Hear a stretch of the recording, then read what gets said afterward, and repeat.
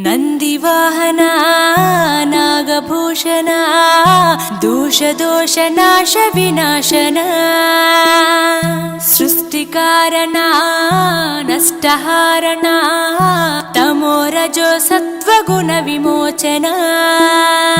మాఘమాసమున కృష్ణపక్షమున చతుర్దశి నడి జామురాతిరిన మహాలింగమే ఉద్భవించెనట బ్రహ్మ విష్ణువుల అహం అనిగెనట సృష్టికి మూలం నీవని తెలిసి సాగిలబడి నీ మహిమకు మొక్కే అదే మహాశివరాత్రి వెలిసినట